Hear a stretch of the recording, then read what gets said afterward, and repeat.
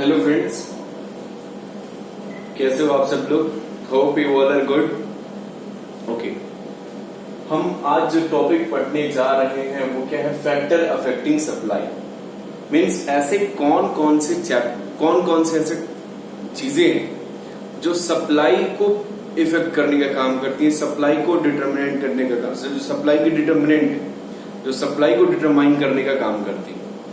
जैसे हमने पढ़ा था चैप्टर डिमांड में कि डिटरमिनेंट्स ऑफ द डिमांड, कौन कौन सी ऐसी चीजें हैं जो डिमांड को डिटरमाइन करने का काम करती हैं। ठीक वैसे ही हम आज पढ़ने जा रहे हैं क्या, डिटरमिनेंट और फैक्टर अफेक्टिंग सप्लाई। कौन से ऐसे फैक्टर हैं जो सप्लाई को क्या करते हैं, अफेक्ट करने का काम करते हैं। ठीक है, तो आपके सामने देख रहे होंगे ऐसे बहुत सारे पॉइंट्स मैंने यहाँ पे लिख रखे। एक आता है मेन फैक्टर और दूसरा क्या है, अदर फैक्टर। मेन फैक्टर क्या है, मेन फैक्टर मतलब प्राइस ऑफ द कमोडिटी, किसी प्रोडक्ट की प्राइस, ये एक बहुत बड़ी फैक्टर होती है उस प्रोडक्ट की सप्लाई को अफेक्ट करने के लिए। जैसे in the case of demand में क्या होता था, जब प्राइस घटती थी तो डिमांड बढ़ जाती थी और जब प्राइस बढ़ती थी तो डिमांड कम हो जाती थी। ठीक है, लेकिन in the case of supply ठीक इसके इनवर्स होगा, अपोजिट होगा।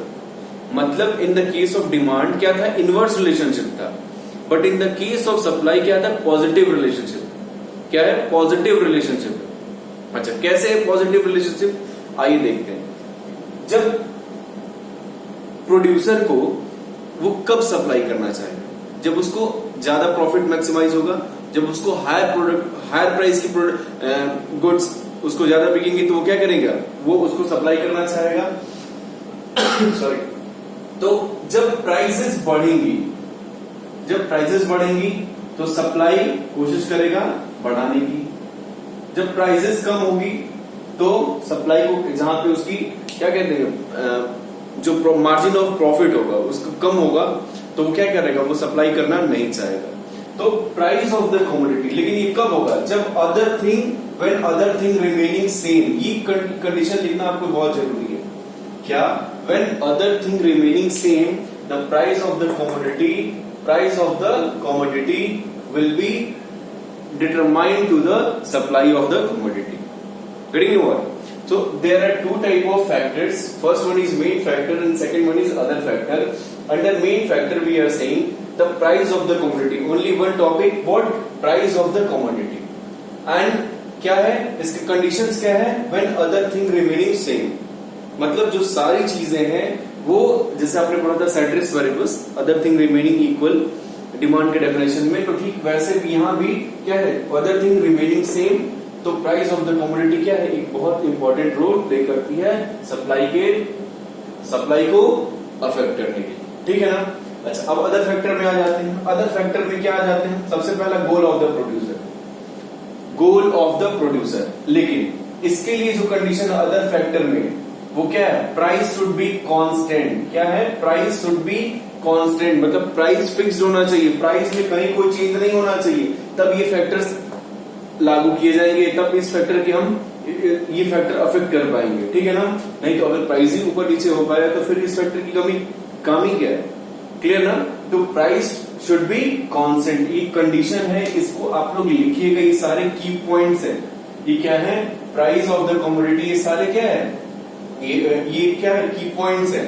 इसको और इन दोनों को आपको लिखना होगा अपने आंसर में। If you will not write then आपके मार्क्स डेफिनेटली कटेंगे। अच्छा चलिए, तो क्या है, पहला गोल्स ऑफ द प्रोड्यूसर का कई प्रोड्यूसर होते हैं जिनका बहुत सारे तरह के गोल होते हैं। जैसे क्या, किसी प्रोड्यूसर का टू अर्न मैक्सिमम प्रॉफिट, तो जो भी प्रोड्यूसर मैक्सिमम प्रॉफिट चाहेगा वो क्या करेगा, वो सेल्स बढ़ाएगा। सेल्स बढ़ेगा तो सप्लाई बढ़ेगी। तो देखा, goals of the producer decide करता है क्या, कि सप्लाई कैसे अफेक्ट होगी। Clear. Cost of the raw material, second thing, cost of the raw material.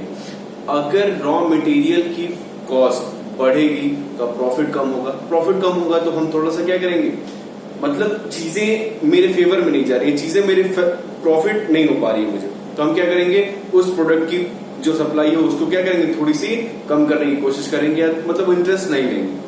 अगर कॉस्ट ऑफ रॉ मटेरियल अगर बहुत कम हो जाता है, अब जैसे क्रूड ऑयल था, क्रूड ऑयल की जो रॉ मटेरियल था उतना नीचे चला गया था, तो क्या है, लेकिन विद कंडीशन दूसरा है ना।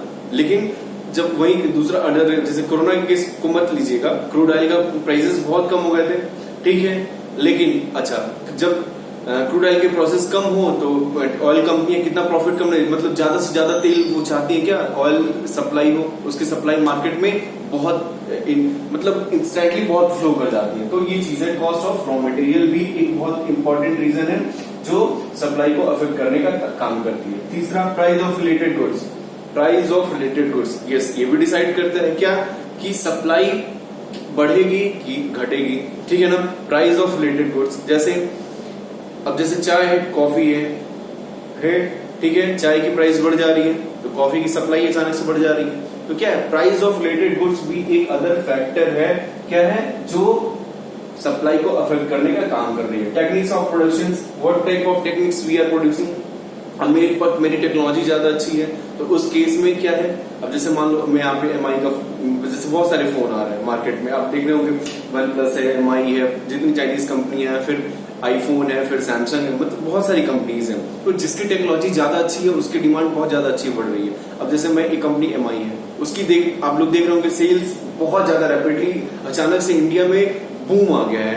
क्या है, मतलब एमआई की सेल्स बहुत ज्यादा बढ़ गई है। तो क्यों है, उसकी technology compare to other companies much better है, तो हम उसकी सप्लाई भी डेफिनेटली अफेक्ट हुई है।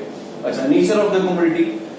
कमोडिटी का नेचर क्या है, ठीक है, कमोडिटी किस नेचर का है, ठीक है ना। तो ये भी उसकी नेचर, जैसे ड्यूरेबल है, लॉन्ग ड्यूरेबल है, मतलब लॉन्ग लास्टिंग है, या बहुत शॉर्ट टाइम पीरियड का है, तो इस टाइप के नेचर को क्या कहेंगे, मतलब इस टाइप का जिस नेचर होगा।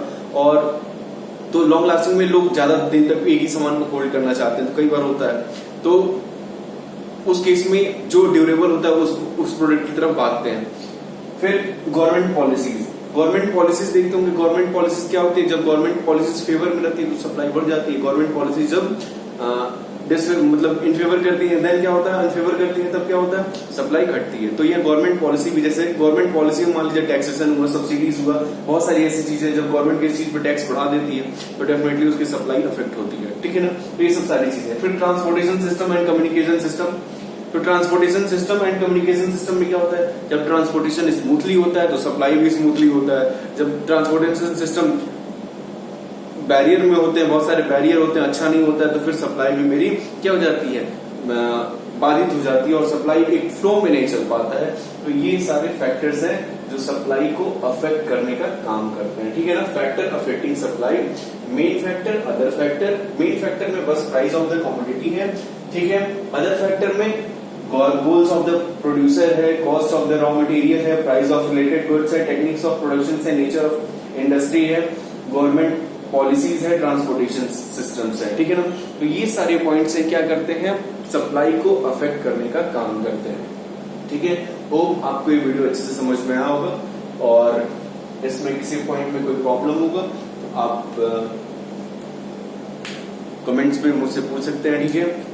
If you have any problem you can ask in comments, okay. And अगर आपको ये वीडियो समझ में आ रहा है तो प्लीज लाइक करें, शेयर करें, सब्सक्राइब करें मेरे चैनल को। और अगर इकोनॉमिक्स के आप टॉपिक वाइज वीडियो चाह रहे हैं तो मेरे सारे प्लेलिस्ट में सारे टॉपिक वाइज वीडियो, जितने भी माइक्रो इकोनॉमिक्स और क्लास 12 की पूरी जो सिलेबस है उसके अकॉर्डिंग हर टॉपिक वाइज वीडियो, इससे पहले के सारे टॉपिक्स को आप देखना चाहते हैं, डेफिनेशन मीनिंग देखना चाहते हैं, फिर लास्ट के जो चैप्टर थे, इलास्टिसिटी ऑफ डिमांड था, ठीक है, इन सारे चैप्टर्स को देखना चाहते हैं तो आप चाहिए मेरे प्लेलिस्ट में सारे वो टॉपिक वाइज वीडियो पड़े हुए हैं। आप जो भी वीडियो देखने का मन करे आप उस पर क्लिक करके आप उसको देख सकते हैं, समझ सकते हैं।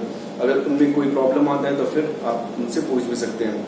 ये मैंने बहुत सारे पॉइंट्स आपकी बुक में दिया हुआ है, इसमें 6 मार्क्स के भी 6 मार्क्स में अगर ये क्वेश्चन आता है तो आप क्या, बहुत सारे पॉइंट्स दिए हुए, 6 पॉइंट्स आपको लिखने हैं, 1 2 3 4 5 6 there are enough, okay. And और अदर पॉइंट भी बहुत सारे पॉइंट बुक में दिए हैं, अगर आपको कोई प्रॉब्लम हुआ तो उसमें भी आप मुझसे पूछ सकते हैं, ठीक है।